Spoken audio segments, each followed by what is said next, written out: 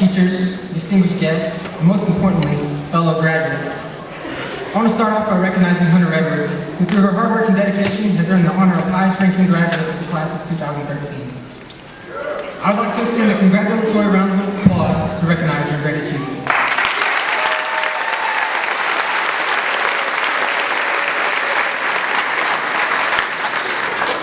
We have come here today to witness and take part in a wonderful feat, graduation. Though it is a bittersweet moment for all of us, this day will go down in history as one of the most important days of our lives. We have all worked hard to get here. Endless hours of studying, test taking, and schoolwork has brought us to this very moment. Our future is no longer a distant vision created by our minds. Our future is happening now. As we walk across this stage, we take the next step to the rest of our lives. I know that God is in charge of our paths, successes, and even our failures. And through Him, all things are possible. In times of doubt, grief, and darkness, turn to Him, and He will show you the way. In John 12:35, Jesus says, "The one who walks in darkness does not know where he is going." So my advice to you graduates, always keep the light shining throughout your life, and you will continually have a path to follow. We may not always stay on the path. In fact, some of us will stray so far that it seems like there's no point of return. That point is getting rid of our selfish pride and desires, and realizing what is best for our lives. There will always be obstacles blocking our way, but what defines us as people is how well we take these obstacles, push through them, and continue to walk down the path we are destined to live. This is best explained in the words of Eleanor Powell, a 1950s actress. Though they were spoken years ago, the truth of Powell's words still stands. She states, "What we are is God's gift to us, and what we become is our gift to God."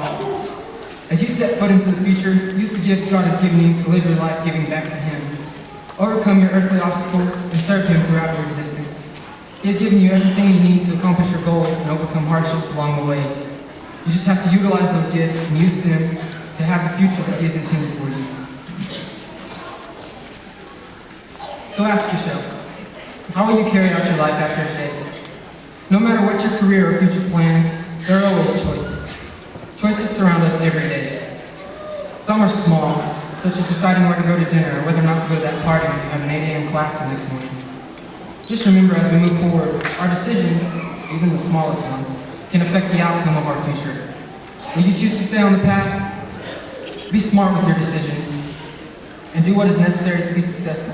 Because even if it doesn't seem like the cool or fun thing at the moment, you'll thank yourself later when you're recognized as a reputable and responsible member of our society. Success isn't just about what you accomplish in your life, it's about what you inspire others to do. If your actions and decisions can speak to someone else and help them have a better life, then you have succeeded, even if the outcome wasn't what you expected from the beginning. Since we were children, we've all had dreams, things we wanted to accomplish and be recognized for. Some of them may have already come to pass, but I tell you, our journey is just beginning, and the possibilities for success are endless. My father has always told me I can do anything I want to do. When I hear him say this, I think of an anonymous quote I once heard from a good friend and fellow senior, Angelica Rodriguez. What lies behind us and what lies before us are small matters compared to what lies within us. This is telling us that it doesn't matter how big or small we are, or how intimidating the obstacles we are about to face will be. If we have enough heart and desire to conquer them, we can do it. We can accomplish great things. All it takes is putting in the time and effort to pursue our goals and turn them into achievements. Always remember, there are no shortcuts to any place worth going. As I look back upon these last 4 years, I see more and more situations in which my father's encouraging words have held true.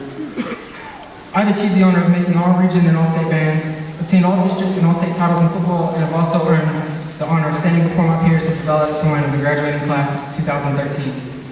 And none of those have been made possible without perseverance, effort, and the will to succeed.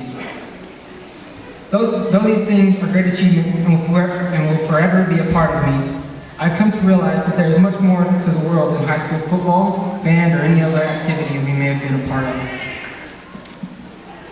We're about to be casted out into the cold, hard reality of life, thrown out into the world where no one owes us anything, and we have to fend for ourselves.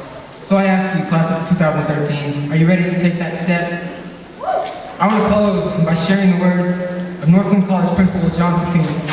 Tapine offered these words of wisdom from a juvenile judge who regularly works with students. Always, I hear the cry from teenagers, what can we do? Where can we go? My answer is this. Go home, get a job, study your lessons, and after you've finished, read a book. Your town does not owe you facilities, and your parents do not owe you fun. The world doesn't owe you a living. You owe the world something. You owe it your time, energy, and talents so that no one will be sick or bored. In other words, stop being a crybaby. Grow up and develop a backbone, not a wishbone. Start behaving like a responsible person. You are important and you are needed. It's too late to sit around and wait for somebody to do something someday. Someday is now, and that somebody is you.